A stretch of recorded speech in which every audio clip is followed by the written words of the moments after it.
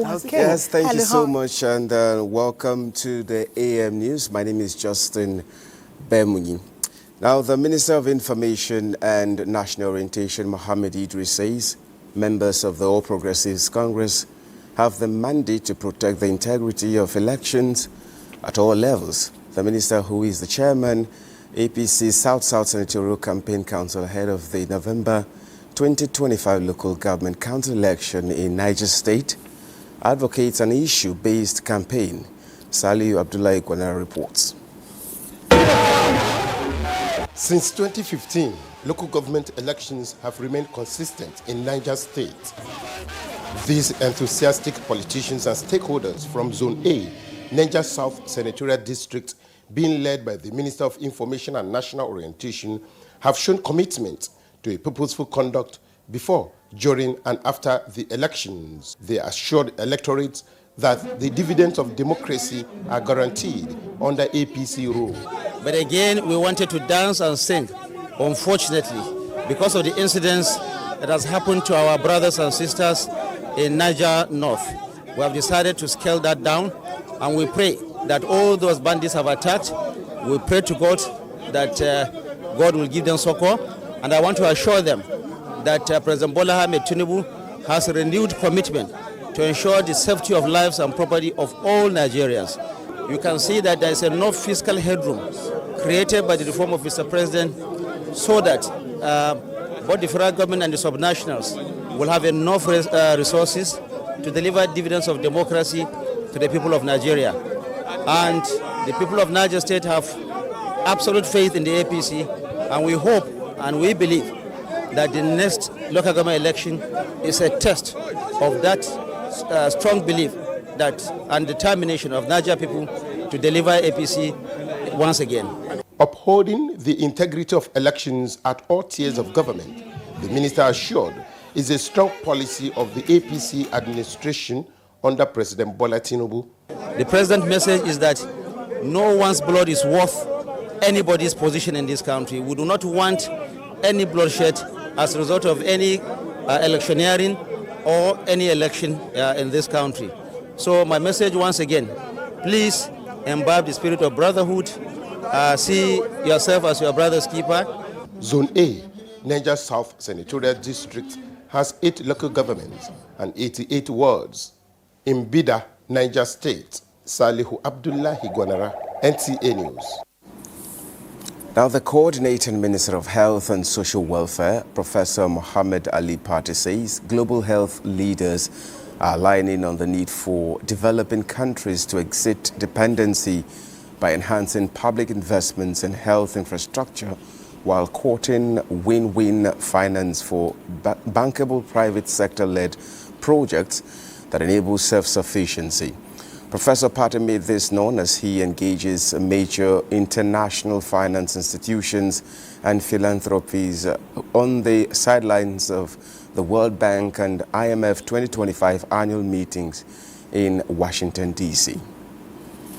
I had an opportunity to engage with the CEO of Wellcome Trust. We shared ideas as to how the political decisions will be made at the global level, at the regional level, and at the country level, to ensure that countries take control of their destiny and are supported to fulfill the aspirations of their populations. Again, recognizing that the reforms undertaken by President Bola Ahmed Tinubu are really being acknowledged globally, and I think Nigerians will be very proud of it.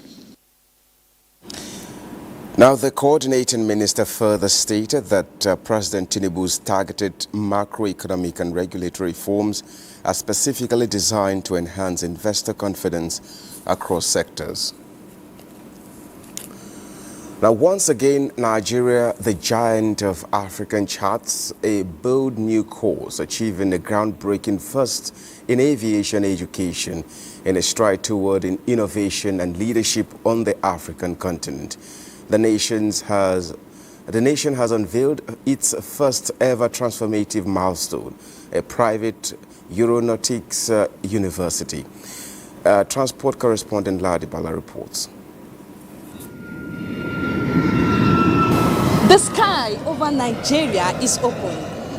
It marks the beginning of a new era of possibilities, transformation in the aerospace and aviation industry. The first private aeronautics university in Africa has been unveiled, Isaac Balami University of Aeronautics and Management.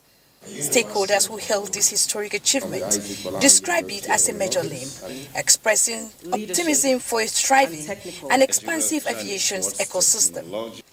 Located in Lagos, the university is set to begin academic activities by January 2026, offering 8 specialized courses aimed at building the next generation of aerospace professionals. And so what we have today here is actually a revolution. It's actually the first in Africa.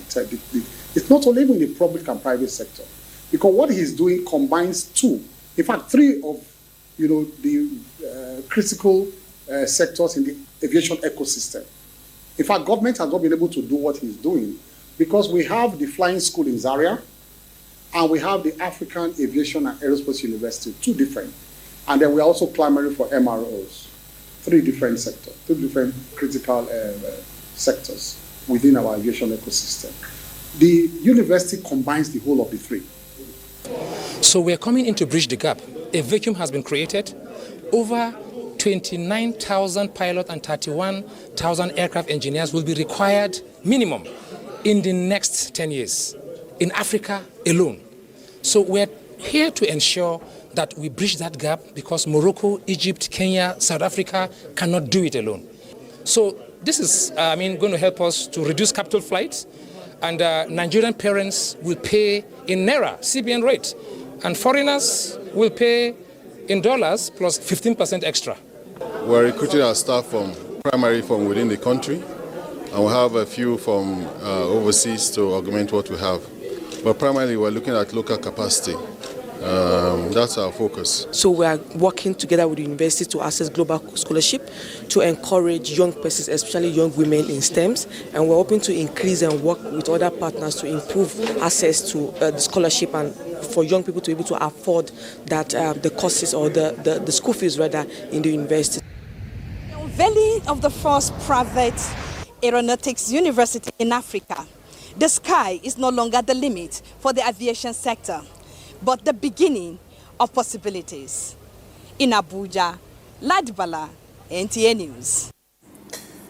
Nigeria has struck a deal with the world's largest solar panel manufacturer for the establishment of its factory in Nigeria to boost local production of solar equipment, and the Energy Commission of Nigeria, ECN, facilitates the landmark deal on behalf of the federal government with Longi of China during a follow-up visit of federal government delegation to China after both parties earlier in the year signed the Memorandum of Understanding under the partnership.